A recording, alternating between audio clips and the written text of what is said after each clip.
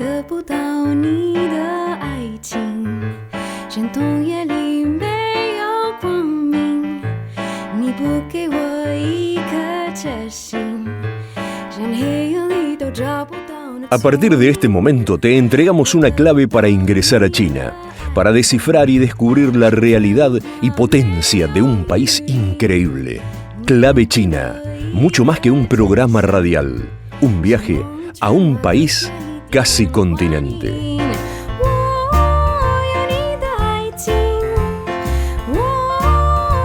¿Cómo están, queridos amigos y amigas de Clave China? Dicen que para entender la realidad nacional hay que comprender el mundo. En realidad siempre fue así, pero en este tablero de ajedrez actual las piezas se mueven al compás de lo que ocurre más allá de nuestra frontera. Sí, se dan guerras de distinto tipo. Ahora se han sumado a la guerra planteada por Israel a Hamás, que ha costado la vida de aproximadamente el 30% de la población palestina. Se suman Irán y el Líbano, que reabrieron acciones que sitúan el conflicto iniciado casi un año atrás en una guerra con viejos actores y en un escenario cada vez más peligroso que promete extenderse. En tanto, a casi un mes de las elecciones presidenciales en los Estados Unidos, la realidad mundial se cuela en la campaña, una realidad que el país del norte ayuda siempre a crear. Se siguen aumentando las guerras con la provisión de armas, con este brazo armado que es la OTAN, y se continúa castigando a China. Recuerden que la presidencia de Trump estuvo muy marcada por la guerra comercial, con medidas destinadas a equilibrar su balanza, relocalizando puestos de trabajo y recuperando competitividad para la industria estadounidense.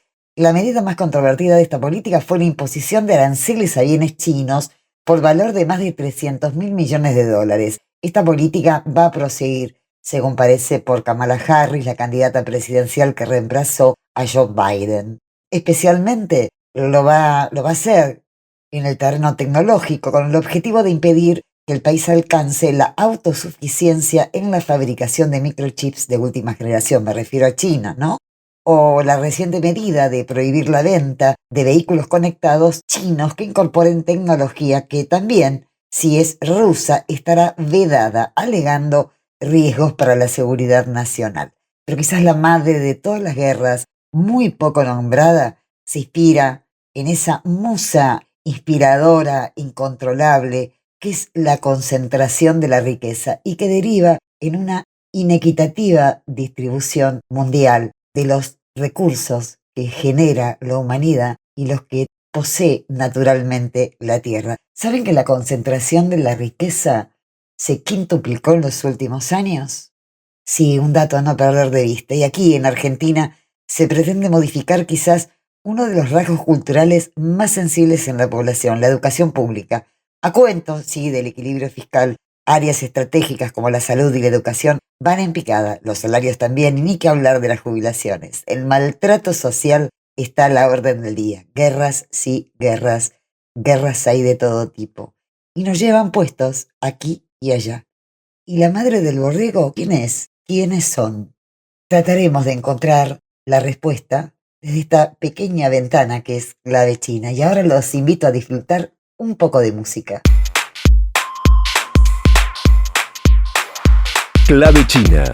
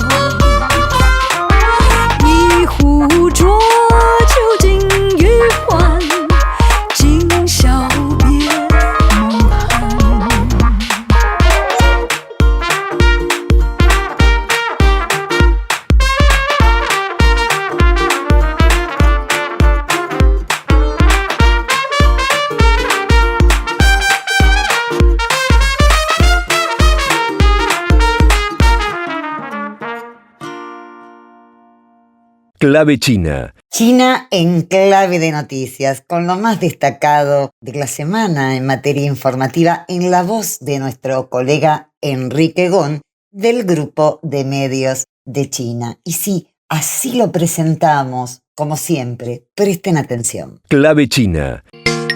China en clave de noticias. Los principales títulos de la semana.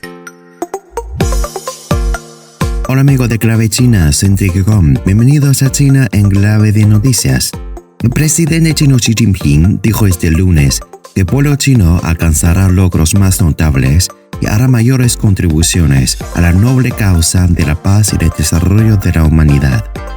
Xi hizo estas declaraciones al pronunciar un discurso en una recepción celebrada en el Gran Palacio del Pueblo en Beijing, con motivo del 75 aniversario de la fundación de la República Popular China. El 1 de octubre se festeja el Día Nacional de China, por lo que en todo el país se disfruta de una semana de vacaciones.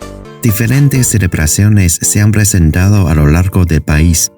En la provincia de Sichuan, al suroeste de China, la gente se dio cita en multitud para disfrutar de presentaciones culturales tradicionales que incluyeron artes marciales, la ópera de Sichuan, espectáculos con valores. En la céntrica provincia de Hubei, los visitantes han disfrutado de una visita aérea del paisaje gracias a una recién inaugurada ruta turística en helicóptero. Por su parte, Shandong y Xinjiang tuvieron eventos de intercambios culturales con temáticas de Long, también conocido como el dragón chino. Diversos espectáculos como danzas de dragón y el león, actuaciones de Tai Chi y ópera de Beijing ofrecen una experiencia envolvente. En el oeste, en la ciudad de Fuyuan, en la provincia china de Heilongjiang, los turistas recibieron los primeros rayos de sol en lo más alto de las montañas. China hace un llamado a la comunidad internacional a desempeñar un papel constructivo y a evitar una mayor inestabilidad en Medio Oriente. El Ministerio de Relaciones Exteriores chino hizo este llamamiento a raíz de la ofensiva lanzada por Israel en el sur del Líbano el 1 de octubre y el ataque militar de Irán contra Israel el día 2 de octubre. China está profundamente preocupada por la inestabilidad en Medio Oriente, precisó el portavoz del ministerio, tras señalar que el país se opone a la violación de la soberanía, la seguridad y la integridad territorial del Líbano y está en contra de las acciones que alimentan el antagonismo y la escalada de tensiones. Las empresas estatales de China reportaron un aumento interanual de 1,4% en sus ingresos entre enero y agosto de este año, informó el Ministerio de Hacienda. Los ingresos combinados de estas empresas totalizaron alrededor de 53,81 billones de yuanes, unos 7,56 billones de dólares durante el periodo.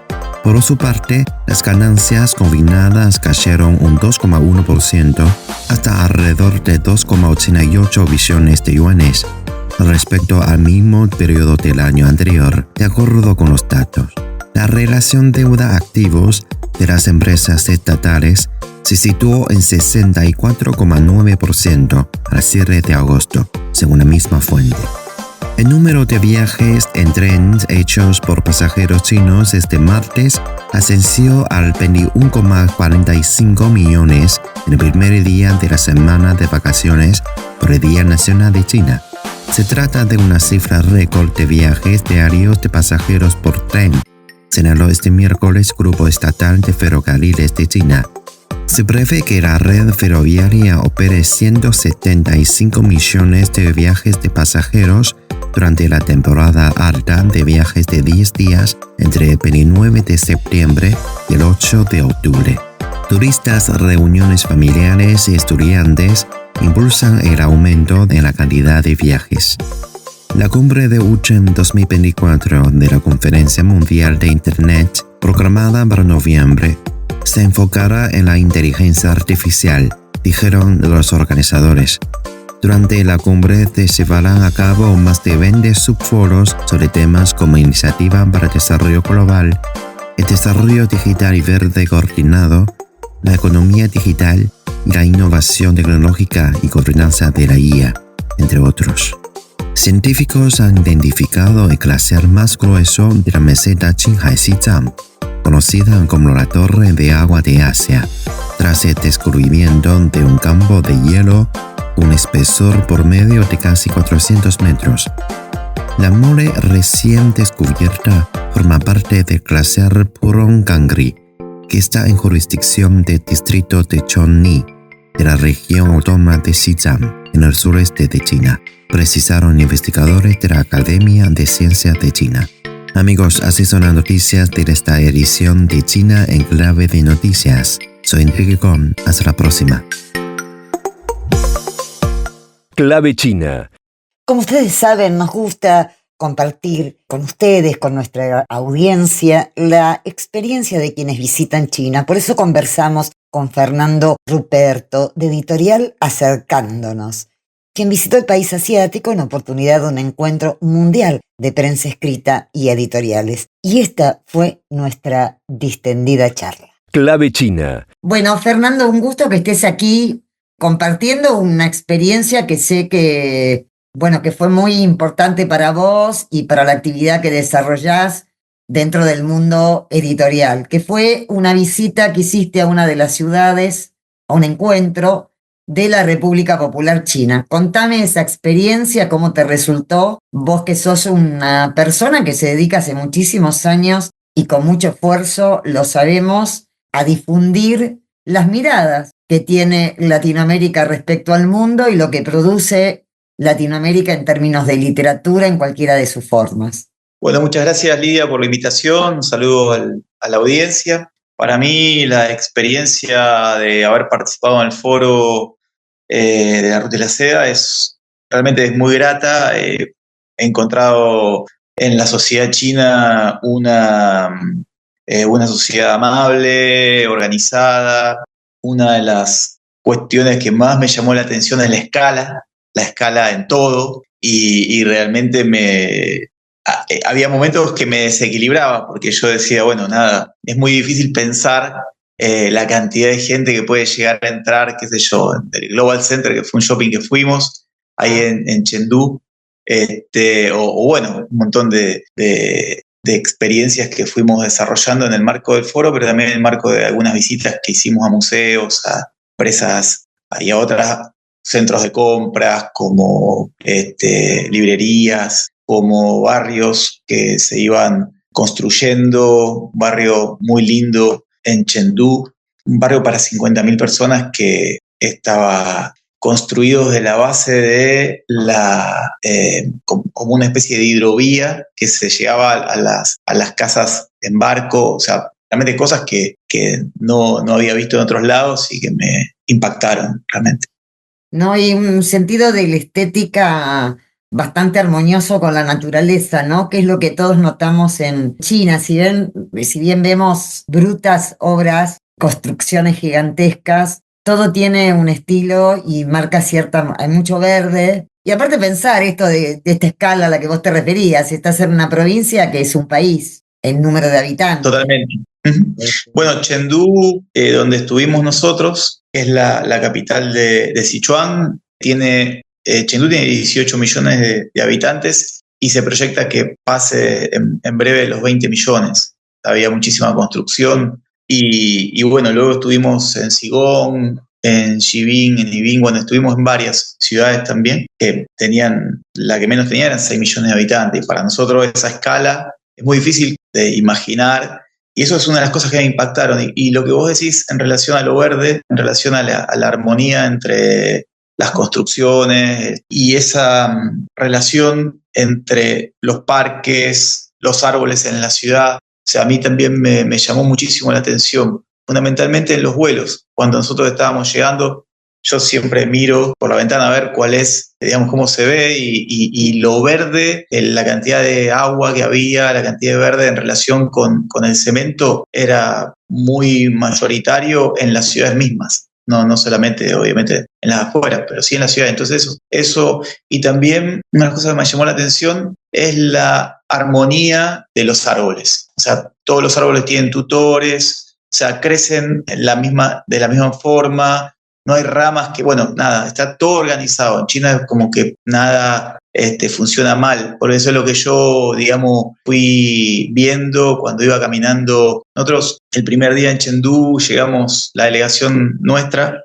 viajé con Nora Beiras de Página 12, llegamos un día antes. Entonces caminamos muchísimo en Chengdu, fuimos por todos lados y realmente en todos lados vimos esa armonía, ese equilibrio, la amabilidad de la gente, la limpieza de las calles. La verdad es que para mí fue muy grato. ¿Hiciste la experiencia de algún tren de alta velocidad, algún tramo? Sí. Que siempre impacta. Lo pregunto siempre porque es impactante para nosotros viniendo de países, bueno, como Argentina, donde el deterioro de nuestra infraestructura de transporte, de muchas áreas estratégicas, digamos, impacta, ¿no? Impacta el desarrollo que hay y el poco ruido. Sí, no sé si fue tu experiencia, a mí lo que me llama la atención, siendo tanta gente y tanto transporte que va, que te lleva, que te trae, no hay ruido, no hay tanto ruido. Es verdad. Por ejemplo, en la ciudad donde nosotros estuvimos al principio, había una mayor cantidad de autos eléctricos. Bueno, las motos ya son eléctricas, el transporte público es eléctrico, entonces eso disminuye también el ruido y la contaminación, ¿no? Obviamente. Pero ya la proyección de los autos individuales de personas, digamos, era el 70-30 en relación al eléctrico y, o sea, todo iba hacia la planificación de que en breve los eléctricos iban a estar por encima de los autos a combustión, digamos, a nafta o a gasoil. Y sí he hecho esa experiencia del tren. Estuvimos en un tren que salió de Chengdu, creo que a Sigong, y sí, los trenes o sea, prácticamente a veces hablábamos de que es mucho más rápido para ciudades de 300, 400 kilómetros tomar ese tren que tomarse un avión, porque el tren creo que andaba a 450 kilómetros por hora. Y hay un tren en China creo que anda a más de 600. Por lo tanto, casi que emula a la velocidad de un avión, con la particularidad de que cuando uno las escala, digamos, el tren para muy poco, por ejemplo, en ese tramo que nosotros hicimos de 1 hora y un poquitito. Sí, es verdad que no se mueve, es verdad que está todo limpio, es verdad que el tren es como, es ¿No un te parece espectáculo. Que vaya a esa velocidad, viste? Cuando se cruzaron los trenes me di cuenta de la velocidad que íbamos. Sí, pero mirando el paisaje porque no, eso es verdad, totalmente. Yo pensaba que no iba a poder divisar nada del paisaje, pero no, absolutamente no. Es cierto que uno en las visitas cortas que puede hacer a China no conoce toda China porque ya estábamos diciendo, una ciudad tiene 20 millones, una ciudad, imagínense lo que es conocer todas las provincias y todas las líneas culturales que se dan con 50 y pico de etnias en China. Fernando, tu experiencia como representante de Acercándonos, le vamos a decir, Acercándonos es la editorial que maneja Fernando Ruperto, que siempre es una editorial muy, muy generosa, muy solidaria para muchos autores latinoamericanos. ¿Cómo fue tu experiencia dentro del mundo editorial? Los intercambios, ¿cómo te fue? ¿Pudiste mostrar lo que se está haciendo acá? ¿Lo que estás haciendo? ¿El esfuerzo? Sí, en realidad, digamos, la visita a museos, a empresas, a distintos lugares culturales también estuvo enmarcada fundamentalmente en la participación nuestra en el foro. Pero en lo que tiene que ver con el primer momento del viaje que fue el foro, sí hemos podido entablar muchísimas relaciones con compañeros de Argelia, en mi caso de Laos, de Pakistán. Digamos, generalmente era más prensa escrita con la que nosotros nos vinculamos, pero sí había distintos representantes de empresas audiovisuales, docentes universitarios de distintos lugares que venían más que nada del ámbito de la comunicación o de la cultura. Y luego nos movimos siempre con una delegación de latinoamericanos, de periodistas latinoamericanos, costarricenses, de Cuba, de Perú, de Chile, de Uruguay, de Ecuador, bueno, de distintos países. Nosotros ahí en la revista que salió H, que es la revista de la editorial que salió el jueves pasado, ahí tenemos varias notas sobre nuestra visita, nuestra experiencia y la experiencia de distintos compañeros de Latinoamérica. Le vamos a decir a la audiencia dónde puede acceder a la revista H, donde se cuenta esta experiencia para conocer otro costado de China y este encuentro. Vamos directamente a la web, al portal de Acercándonos, ¿no? Sí, es revista.h.acercándonoscultura.com.ar. Ahí pueden leer todas las revistas gratuitamente, si bien la revista tiene en formato papel una tirada que sale junto con Granma Internacional, la reimpresión para Argentina y Cuba Diplomática, que es la revista de la Embajada de Cuba en la Argentina. Son esas 3 revistas que salen juntas en un mismo momento. También esas 3 revistas salen en formato virtual. Bueno, granma.cu ahí pueden encontrar, obviamente, la página de Granma, y cubadiplomática.acercándonoscultura.com.ar también pueden encontrar la revista totalmente gratuita, más allá de la edición de papel. Y ahí pueden leer unas 5 notas que hicimos en relación a la experiencia de estar en el foro y de recorrer un poco algunas ciudades de la República Popular China. Fernando, después de este diálogo que yo estoy manteniendo contigo, vamos a tener acá a Sergio Rodríguez Helfenstein, que es autor de libros que refieren o explican China y que Acercándonos está por editar, digamos, su segundo libro. Quiero que hagas referencia a esto, después lo vamos a charlar con él más en profundidad, nos va a contar de qué se trata el libro y un poco, su visión del mundo y el rol de China en este momento. Cómo nace la iniciativa, digamos, la importancia de este libro para la editorial y el acceso que vamos a tener a poder comprarlo, cuándo, dónde va a estar. Con Sergio la relación viene hace muchos años. Él viene editando libros desde el sello editorial, más allá de que él edita en Latinoamérica, fundamentalmente en Venezuela, con otras editoriales, pero acá en la Argentina ya editamos un par de libros vinculados con la República Popular China, y este es un libro que se llama Un gigante en movimiento, que son 6 libros en una colección de libros que abordan la política, la filosofía, la historia, el análisis de los congresos del Partido Comunista Chino. Hay 6 libros que un poco tratan de sintetizar de distintos lugares lo que es la República Popular China. El primero salió en marzo y se presentó en la Feria del Libro Internacional de Buenos Aires, que se llama Antecedentes históricos de la China del siglo XXI. Fundamentalmente es un libro que narra la historia de China, breves 100 páginas. Son libros muy cortos, que la idea es que sean más pedagógicos y que sean de divulgación. El segundo, que sale ahora en el marco del 75 aniversario, pero también en ese sentido se presentó el libro en agosto en el Museo Bolivariano allá en Caracas, junto al diputado Ernesto Sanz del PSUV y al embajador de China en Venezuela, y ahora se presenta este segundo libro que se llama Fundamentos Filosóficos del Estado y la Sociedad China en octubre. Sale en 10 días más o menos el libro, y Sergio está viniendo a la Argentina a presentarlo del 21 al 24 de octubre. El 22 se va a presentar en el Pulqui, que es un centro cultural acá en Congreso, en Avenida Entre Ríos y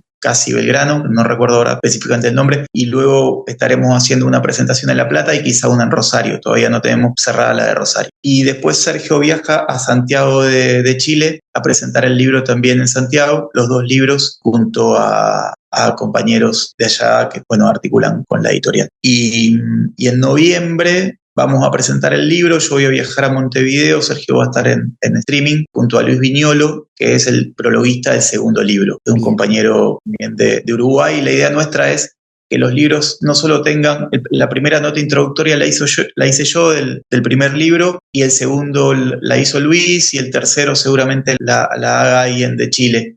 Y nuestra idea también es que las notas introductorias la hagan compañeros de distintos países latinoamericanos. Bueno, te agradezco enormemente, Fernando, que hayas compartido con nosotros esta voluminosa tarea que hace Acercándonos, y que la experiencia en China siga enriqueciendo el horizonte que se propone Acercándonos, para poder intercambiar con quienes desarrollan esta difícil actividad que se ha convertido en algo muy difícil aquí en Argentina, de otros países. Te agradezco, y nos vamos ahora a escucharlo a Sergio, al propio autor de estos materiales de los que vos nos comentabas. Y bueno, ya nos comentaste dónde lo podemos escuchar, de dónde lo podemos leer, así que con él vamos a hablar un poco desde otra perspectiva respecto al contenido de estos libros. Bueno, un abrazo y gracias, Fernando. Muchas gracias, Lidia, y saludos a la audiencia. Clave China. A pedido del operador, vamos a la pauta comercial. Clave China. Una llave para abrir y descubrir el fascinante mundo que nos ofrece China en todas sus dimensiones. Bueno, algo nos adelantó, si escucharon la charla que mantuve con Fernando Ruperto de Ediciones Acercándonos, cuando se refería a una de las últimas publicaciones, de las tantas que tiene Editorial Acercándonos, y por ello charlamos con el autor de una de estas publicaciones dedicadas a China. Es una investigación sobre China, y se trata de Sergio Rodríguez Helfenstein, un analista internacional de Venezuela que nos cuenta en pocos minutos su visión de China y nos da algunas pistas sobre cómo debemos interpretar al país asiático. Clave China. Bueno, un gusto contar aquí con Sergio Rodríguez Helfenstein. No es la primera vez que nos visita aquí en Clave China. Es un importante analista internacional de Venezuela, cuenta con muchísimas publicaciones. Y bueno, ya hablamos con Fernando Ruperto sobre la nueva edición que vas a sacar, este segundo libro sobre China. Pero yo quiero contarte, quiero aprovechar obviamente aquí en Clave China. Estamos arriba de un volcán. Va a ser imposible en pocos minutos dar la vuelta a este mundo donde tenemos zonas muy pantanosas, muy oscuras, donde la violencia sigue avanzando y se sigue alimentando la guerra, ¿no? Desde países occidentales como desde otros puntos del mundo. Pero China en este mundo, desde el punto de vista geopolítico, parece cumplir un rol no solo comercial o de interés comercial, sino que está asumiendo un rol donde el objetivo de la paz es bien estratégico, ¿no? O por lo menos lo procura. No sé qué opinión te merece hoy el papel que cumple China, porque creo que no es casual que te hayas decidido a seguir trabajando el tema China en tus investigaciones, por la importancia que tiene este país, casi continente, en este mundo, ¿no? Bueno, lo primero es que yo no considero a China solo como un país. Creo que si uno hace eso, tiende a cometer un error en el análisis. Creo que China hay que tenerlo como otra civilización, como una civilización, y para nosotros que somos occidentales como otra civilización. Porque si no, tendemos a analizar a China a partir de parámetros, puntos de vista, categorías de la ciencia política y de la filosofía occidental. Y eso lleva obligatoriamente errores. Entonces, las categorías de las relaciones internacionales, y por tanto, analizar a China como país no basta para entender lo que está ocurriendo en este país, lo que está su papel, ya no solamente en su propio desarrollo endógeno, sino que también su papel creciente en la problemática mundial. Y hay una decisión del gobierno chino, sobre todo de la llegada de Xi Jinping a la Secretaría General del Partido Comunista y posteriormente a la presidencia, de hacer que China juegue un papel mucho más relevante en la problemática regional y global. Y en ese sentido, involucrarse mucho más en todos los conflictos que ocurrían y ante los cuales en el pasado China permanecía totalmente al margen. Era como que no era su problema, como que no era de su interés. Hay que recordar que China a lo largo de su historia milenaria siempre fue un país cerrado y que ha continuado siendo un país cerrado. Solamente China se ha empezado a abrir en este siglo, aunque parezca difícil de comprender, pero en realidad la apertura de China al mundo se comenzó a producir después de la fundación de la República Popular China, que ayer cumplió 75 años, pero con criterio muy estrecho. En realidad ha sido el presidente Xi Jinping el que ha determinado una política de apertura real de China, no solamente en términos económicos y comerciales, porque en términos económicos y comerciales hubo una apertura desde hace aproximadamente 40 años, pero estoy hablando de una apertura política, una apertura hacia el intercambio con otros países, con otras sociedades, ya no solamente desde el punto de vista económico comercial, sino desde el punto de vista político, cultural, educativo, académico, de manera que estamos ante una presencia cada vez mayor de China en el escenario internacional. Y dentro de eso, tratando de jugar un papel mucho más relevante y mucho más presente en los organismos internacionales, con una presencia cada vez mayor en misiones de paz de la ONU y en otras tareas vinculadas a la política multilateral. De manera que mi interés por China no es de ahora, mi interés por China es desde hace ya más de, no sé, 40 años, 30 años, 35 años, y de alguna manera lo que se trata ahora es de adaptar la investigación, el estudio, el análisis a los nuevos tiempos para estar al tanto de cómo esta transformación estructural de China impacta en el escenario global y específicamente para nosotros aquí en América Latina. Sergio, tengo una consulta. Cuando vos decís no hay que ver a China como un país, hay que verlo como una civilización. ¿Hay un punto de conexión con esto que se plantea de la crisis civilizatoria que hoy observamos en Occidente? Digamos, ¿coincidís con este concepto de la crisis civilizatoria de Occidente? Cuando desapareció la Unión Soviética y terminó la Guerra Fría, una serie de analistas occidentales, básicamente estadounidenses, que comenzaron a hablar, por un lado, del fin de la historia, y un connotado investigador estadounidense, Samuel Huntington, habló de que el futuro era de guerra de civilizaciones. Escribió un libro con ese título. No Que recuerdo. fue un bestseller, digamos, de la época. Y frente a eso, muy tibiamente al comienzo, pero cada vez adquiriendo más fuerza, se fue planteando la idea del encuentro de civilizaciones. Entonces, nosotros digo los occidentales, tenemos que terminar de aceptar que el planeta es multicivilizacional y que solo se va a lograr la paz en el planeta cuando aceptemos que no existen verdades universales y que la idea occidental de querer imponer una verdad universal, o sea, de imponer su política, su modelo de sistema político, su estructura gubernamental o estadal, incluso su cultura, incluso su gastronomía, incluso su forma de vestirse, incluso su cultura como modelo único, solamente puede tener cabida en aquellos países débiles que no tienen capacidad cultural de enfrentar esa supuesta universalidad impuesta desde Occidente. Pero no es el caso de China. Precisamente la fortaleza de su civilización, de su cultura que es milenaria, les permite resistir y construir su modelo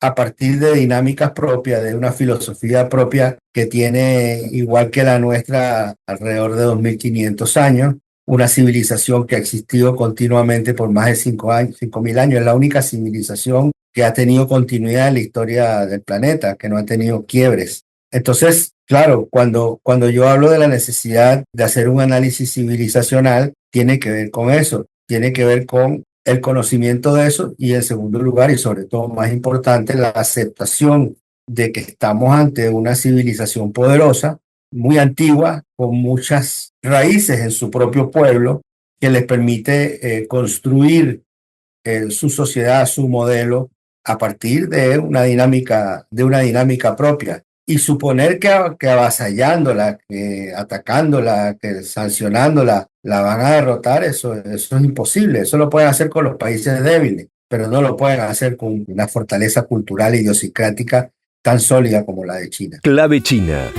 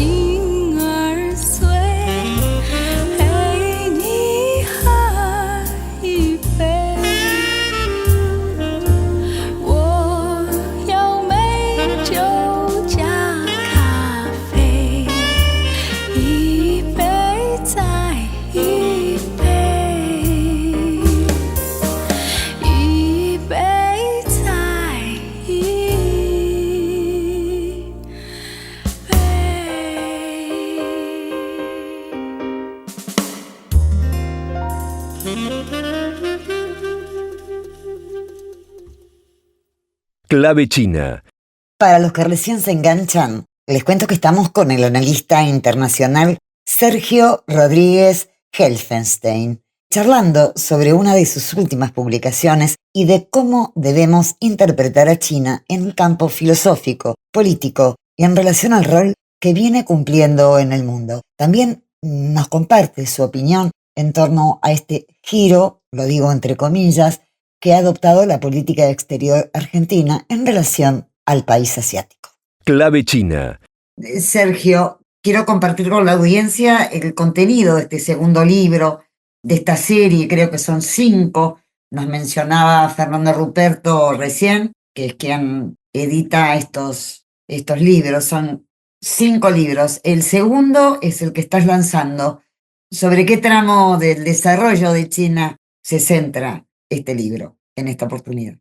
Mi área de investigación son las relaciones internacionales. Originalmente yo pensé escribir un libro sobre la política exterior y la política internacional de China, Pero en la medida que empecé la investigación, me di cuenta que eso era imposible si no estudiaba la política en general. O sea, la política exterior es una extensión de la política fuera del territorio nacional. Entonces me vi obligado a hacer una investigación sobre la política. Y cuando empecé a hacer esa investigación sobre la política, me di cuenta que había un sustento histórico y un sustento filosófico muy sólido. Entonces tuve que investigar sobre la filosofía y tuve que investigar sobre la historia, lo cual fue sumamente complejo porque yo no soy ni historiador ni filósofo. Y solamente empezaba a hacer un libro sobre historia ni un libro sobre filosofía, sino extraer elementos de la historia y extraer elementos de la filosofía que permitieran comprender lo que está ocurriendo hoy en China y la proyección de China en el siglo XXI. Entonces el primer libro, que ya lo lanzamos, es un libro precisamente sobre historia, sobre la historia de China. Y este segundo, que vamos a lanzar próximamente, es sobre la filosofía. Hay un desconocimiento muy grande de la filosofía china, y cuando se habla de filosofía china, mucha gente cree que se está hablando de Confucio, pero eso es muy reduccionista, porque la filosofía china tiene muchas escuelas. Muchos hemos oído hablar de Sun Tzu. Bueno, Sun Tzu fue ha sido el filósofo más reconocido, pero no el único, de la escuela legalista. Y muchos hemos oído hablar del yin y el yang, que forma parte de la escuela taoísta. Y hay una escuela de los legalistas, que según lo que dicen los expertos, hoy tiene mucha presencia en China, y eso es lo que explica que el presidente Xi Jinping tenga una tendencia marcada muy fuerte hacia la institucionalización del Estado, porque hay una presencia muy fuerte de la escuela legalista. Y bueno, hay otras escuelas, y después entonces entras en tiempos más recientes en el neoconfucianismo, y después entras entonces en la fusión del marxismo, que es una filosofía occidental, con el pensamiento filosófico antiguo chino, y eso te lleva a entender el sustento, el soporte fundamental que tiene hoy la República Popular China. O sea, una fusión del marxismo-leninismo con la filosofía antigua china. Entonces, bueno, este segundo libro pretende recoger precisamente todo este soporte filosófico desde los tiempos más antiguos hasta los tiempos más recientes, para entender precisamente cuál es el sustento filosófico del Estado y de la sociedad de la República Popular China. Bueno, muy bueno tenerlo en cuenta. Me parece muy interesante lo que estás planteando, Sergio, y le advertimos a la audiencia que cuando estés aquí en Argentina presentando el libro lo vamos a recordar. Bueno, porque hay seguidores que están muy interesados, y es muy cierto lo que decís, la filosofía china en general. Aquí se lo referencia fundamentalmente a Confucio, cuando nos estamos enterando a través tuyo y a través de otros escritos de investigaciones que no se trata únicamente del confucianismo, sino que estamos hablando de otras ramas de la filosofía que se fusionan con el marxismo-leninismo. Me parece súper interesante. Sergio, para terminar la entrevista, te quiero hacer una consulta. Habrás observado el giro, lo digo entre comillas, que plantea el gobierno argentino en relación a China, con una visita prevista en el mes de noviembre y la presencia aparentemente del gobierno argentino en la reunión de la CELAC que se hace en China. No sé qué opinión te merece después del camino recorrido, donde Argentina no ingresó al BRICS, se fustigó a México, se fustigó a Brasil, a Colombia, a Chile inclusive, y a China, por citar algunos de los países en un momento de alta tensión geopolítica y de necesidad de integración regional, de fortalecer la integración regional. Allá Venezuela, por supuesto, que es como número opuesto en la línea de la política exterior, si se la puede llamar así, del gobierno argentino. Te pido una consideración respecto a esto.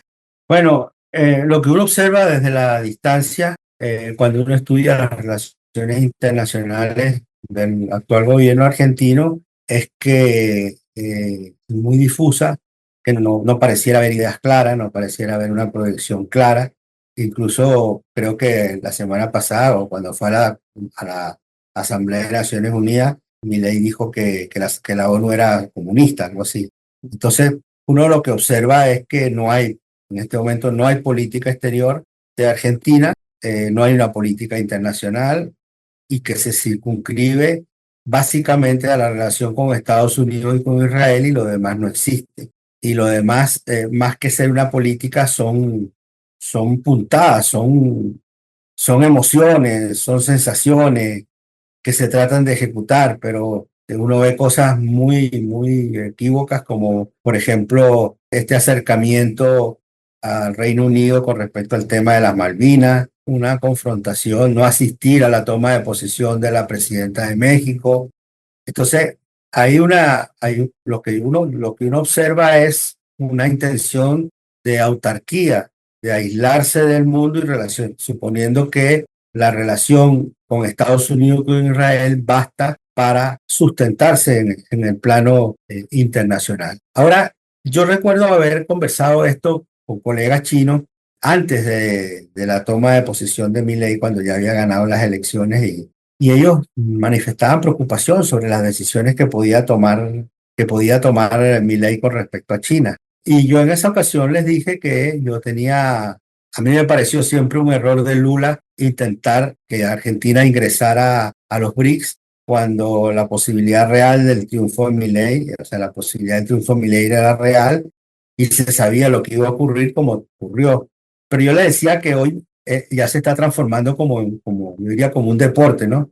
En que todos los candidatos de la derecha dicen que van a romper relaciones con China tan pronto lleguen al poder, como Bolsonaro, como la derecha venezolana, como la derecha mexicana, en Ecuador, en Perú, etcétera. En Perú no. En Perú está muy arraigado, China está muy arraigada en la sociedad peruana. Y siempre hay un cambio, porque hoy no se puede obviar a China. Milei puede obviar a Venezuela si quiere, puede obviar a México, pero no puede obviar a China. Entonces, ¿qué pasa? Que cuando llegan al gobierno y empiezan a aterrizar y ponen los pies sobre la tierra, se dan cuenta de la dimensión. Y en primer lugar hay un hecho que es fundamental, que es que los primeros que le dicen que se olvide de eso son los empresarios. Esos empresarios a los que estos gobiernos se deben. Entonces, ahí se ponen estos presidentes. Yo me acuerdo que Piñera iba a hacer un viaje a China y el secretario de Estado de Trump viajó 6 horas a Santiago a decirle que no podía viajar a China. Y los empresarios chilenos le dijeron, no señor, que Estados Unidos diga lo que sea, pero usted tiene que ir a China. Entonces, eso ya es algo que es irreversible. Y yo les dije que esto iba a pasar. Yo les dije en ese momento a los colegas chinos, más temprano que tarde, Milei va a tener que ir a China, como tuvo que ir Bolsonaro, como tuvo que ir Piñera, como tuvo que ir Boluarte, como van todos. Entonces, ¿qué pasa? Que una cosa es la retórica ideológica, es una retórica político-ideológica que se usa para dejar patente la subordinación a Estados Unidos, y otra cosa es los vínculos económicos y comerciales que no los pueden obviar, porque hoy ni el Fondo Monetario Internacional, ni el Banco Mundial, ni ninguna organización financiera internacional tiene los recursos para invertir que tiene China. Y en el caso de Argentina, además, hay proyectos estratégicos muy avanzados que se han paralizado por una total estupidez. O sea, no hay ninguna racionalidad que pueda comprender que se hayan paralizado la hidroeléctrica, la termoeléctrica, ¿no? La Cepernic y la Kirchner, una serie de desarrollos en materia de transporte ferroviario, plantas nucleares, o sea, elementos que son fundamentales para el desarrollo futuro y para la economía argentina, y que se paralizaron por una estupidez. No hay racionalidad alguna que lo pueda explicar. Sergio, bueno, se nos van los minutos. Te agradezco enormemente el haber compartido con nuestra audiencia tus comentarios y tu análisis. Así que te esperamos aquí en Argentina para poder compartir la presentación de este libro, donde vos estás planteando temas que son muy interesantes y que tenemos que empaparnos un poco más a la hora de analizar el mundo en el que vivimos. Muchísimas gracias, Sergio. Gracias, saludos, hasta luego. Clave China. Antes de despedirnos, quiero compartir con ustedes, para quienes quieran especializarse en estudios en China contemporánea. Gustavo Girado me ha acercado esta invitación, dado que está abierta la preinscripción, para lo cual hay que enviar el currículum actualizado a posgradochina@unla.edu.ar. La inscripción será entre diciembre del 2024 y de febrero a marzo del 2025. Este curso de actualización académica se dará su inicio el 11 de abril del 2025. Le repito entonces, para quienes quieran hacer consultas o inscribirse en esta especialización en estudios en China contemporánea, tienen que enviar su currículum a posgradochina@unla.edu.ar. Bueno, nuestros saludos a la República Popular China también por su Día Nacional, que derivó en festejos y en vacaciones para millones de ciudadanos chinos que llenaron los cines y pasearon en trenes por toda China. La verdad, envidiable. Mientras, la mayoría de las ciudades se vistieron con la bandera roja. Saludos a todos y nos reencontramos, como siempre, el próximo domingo. Y si no nos escucharon, sepan que nos encuentran en las redes, en Facebook, en Twitter y en nuestro canal de YouTube. Chao, hasta pronto.